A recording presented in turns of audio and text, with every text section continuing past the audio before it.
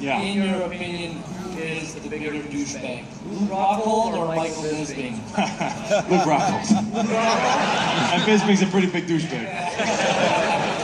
Thank you. Thank you. Yes. Chris, what fight makes most sense to you? A title shot with Bisping or rematch with Rockhold? You know, it was my title shot, you know, that Bisping took. So I feel like I deserved the title shot. You know, I was the reigning champion for 3 years. I had my first loss. And I feel like I deserved the second shot at the belt. But at the end of the day, I'm going to be okay with whatever the UFC throws at me. And a second fight with Luke Rockhold, I see a lot of great things with that too. You know, people got to realize, as a fighter, you want to become champion, you just get paid way more money. So the belt is very intriguing for that reason. I mean, and to win the belt from Bisping, the hardest problem for me would be, you know, to train hard for him, because it stinks. I'm just kidding. He's really good. No, I'm lying, but yeah, no, I think either one of those fights, I'm okay with it. I'll be prepared for. I was reading an article today about a potential rumor going around that apparently George st-Pierre's camp has reached out for a potential fight with Michael Bisping. I was wondering what are your thoughts on that, if you think that's actually going to happen? Or... If it's true, I mean, they see an easy fight, why not go for it and get a belt at the same time? Who wouldn't want that? I mean, there's poor Bisping, but can you pick one guy in the top 15 that you are sure he can beat? Got a good point. Never know, upsets happen. Oh yeah, no, there's definitely guys he can beat, but that you could say for sure he would beat. And who is he going to be a favorite against? I don't know. If you're a betting guy. Yeah, he'll be favored against Hendo, I would think. What do you think? What's the odds on that? I don't know yet. I'll be the first to let you know, though. An odds maker. Yeah. Or you're not allowed to say that. I'm going to say maybe he is a small favorite. I would think, you know, Bisping would probably be about a 3-1 favorite against Hendo. No. Hey, we'll see. We'll see. Like mine, maybe. It's the reality that has happened because of me, because I got injured, and he should be kissing my feet right now. Instead, he's not saying my name. It's a smart move, you know. His thing is definitely to try to keep that belt as long as he possibly can, and he doesn't want to look at me, and I understand that. Good for him. He's smart. I just want to know, on a scale of 1 to 10, how pissed off were you when Bisping won? No, I was probably about a 5 because it was like bittersweet. It was nice to see Rockhold get humbled a little bit.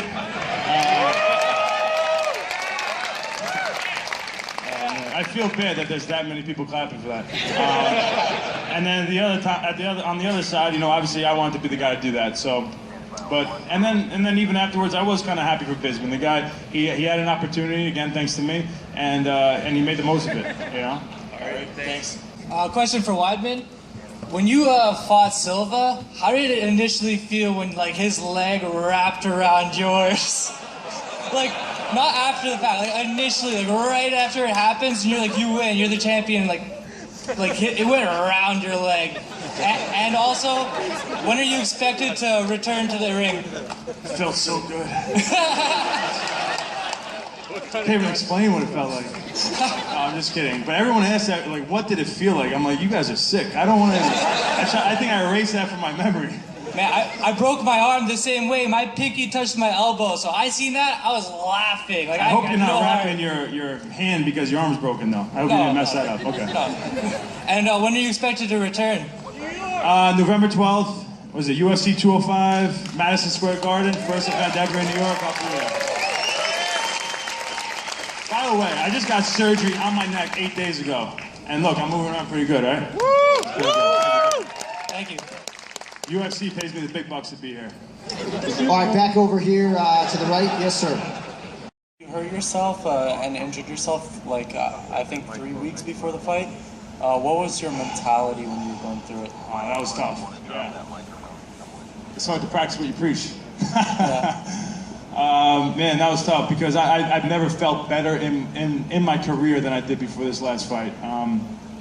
Camp was going so perfect. As a matter of fact, the day before I woke up in agony was the night I said, I can't believe how perfect this camp is going and how good a shape I'm in. and how I literally have 0 injuries. Like, it's just perfect. And I started a longer camp for that one, so I was in shape early. And then next thing you know it, that storm came knocking on my door that next morning, and it was agony. And I was in denial at first. You know, we wake up in pain. There's injuries. You always have injuries. You know, you're gonna be beat up, you know, throughout your camp because you work hard. But this ended up being, unfortunately, I had to come to the realization that this was different. And it was definitely hard for me because there wasn't anything that happened that was traumatic.